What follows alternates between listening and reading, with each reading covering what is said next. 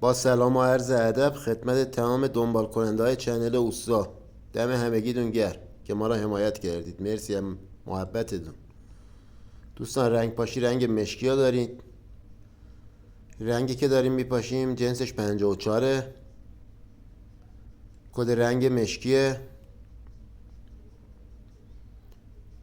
ماشین هیوندای i20، گوشه سپرشو داریم رنگ کنیم.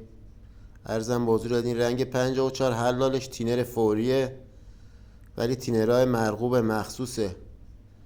شرکت کهالی ها استفاده کنید خیلی بهتره. مقداری گرونتر هست ولی کیفیت کارا خیلی بهتر میکنه. ارزم به حضورتون که رنگشو میپاشیم، بعدم کیلرشو میزنیم.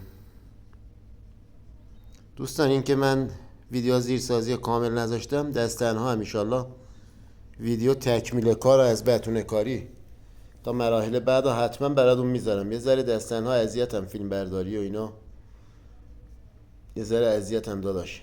دورگلگی رو رکابش هم میخوایم بپاشیم دوستان.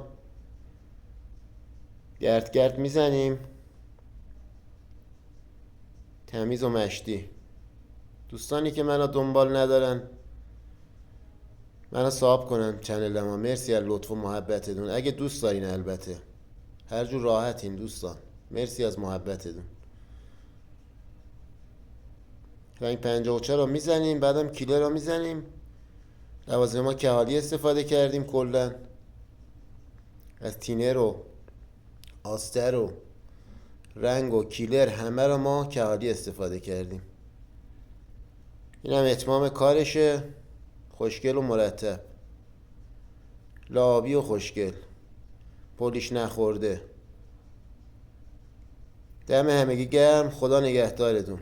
دم شما هم گرم. خدا نگهدار.